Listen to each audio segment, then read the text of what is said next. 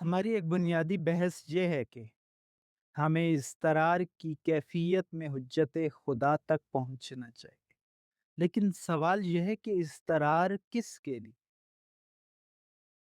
اضطرار اس کے لیے ہوتا ہے جو ہماری زندگی کی بقا کا سبب ہو، جس کی وجہ سے ہماری زندگی بقا پائے، جیسا کہ فرمایا گیا کہ بھی روزق الورا، وہ ہستی ہے جس کے ذریعے سے مخلوق کو رزق ملتا ہے۔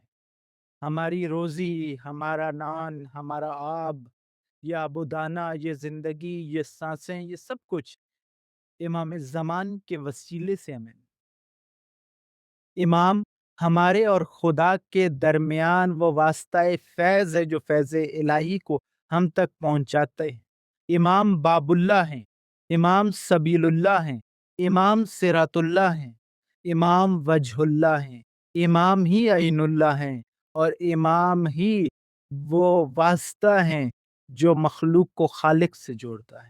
قرآن مجید نے امام حجت اجل اللہ فرج الشریف کی پہچان کے لیے یہ سارے عناوین استعمال کیے جنہیں معصومین نے تفسیر کیا، اور ان سب کا حاصل یہی ہے کہ ہمیں امام کے لیے مضطر ہونا چاہیے۔ جس طرح زیارت جامعہ کبیرہ میں موجود ہے امام علیہ السلام کی ہر صفت اللہ کی مضبوط رسی یعنی حبل اللہ المتین ہے، جس کا ایک سرا خدا اور دوسرا سرا ہماری جانب ہے۔ ہمارے لیے لازم ہے کہ ہم اس رسی کو مضبوطی سے تھام لیں، اس حبل اللہ سے متمسک ہو جائیں تاکہ ہم خدا سے جڑ سکیں۔ لیکن یہ اضطرار وقتی نہیں، یہ اضطرار وقتی نہیں بلکہ ہمیشہ کا اضطرار ہونا چاہیے۔ یہ محض احساسات نہ ہوں۔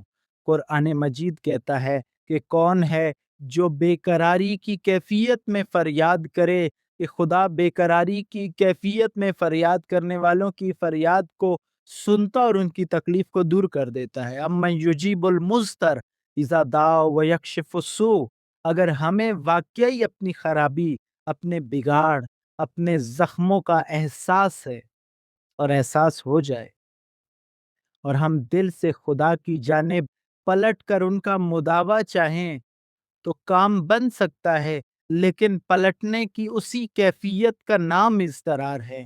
وہ شرط اضطرار ہے، اضطرار حقیقی، جس کے بارے میں خدا قرآن میں کہتا ہے کہ جب بھی کوئی مضطر اضطرار کی حالت میں پریشان حال آتا ہے تو میں اس کی پریشانی کو دور کر دیتا ہوں۔ جب کشتی میں کوئی سوار ہوتا ہے اور طوفان آ جائے، تمام سہارے ٹوٹ جائیں، اس وقت واقعتاً ایک انسان مضطر ہوتا ہے، مضطر ہو کر خدا کو پکارتا ہے، اور خدا اس کیفیت اضطرار میں اس مضطر کی فریاد کو سنتا ہے۔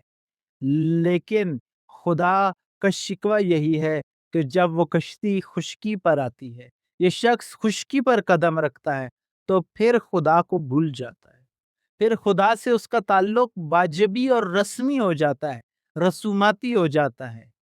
وہ یہ سمجھنے لگتا ہے کہ اب زمین پر مضبوطی کے ساتھ اس کے قدم جمے ہوئے ہیں، اب اسے خدا کی ضرورت نہیں۔ حالانکہ خدا نے فرمایا ہے کہ کیا تمہیں اس بات کا خوف نہیں ہے کہ میں تمہیں زمین کے اندر بھی دھنسا سکتا ہوں؟ کیا میں نے قارون کو زمین میں نہیں دھسایا؟ کیا میں نے فرعون و نمرود کو ان کے انجام تک نہیں پہنچایا؟ اللہ اس اضطرار کو قبول کرتا ہے جو صدق دل سے ہے۔ آج ہم کہتے ہیں کہ ہمیں حضرت حجت کا انتظار ہے، ہم منتظر ہیں، لیکن ہمارا الجل اضطرار کے ساتھ نہیں، ہم مضطر نہیں ہوئے۔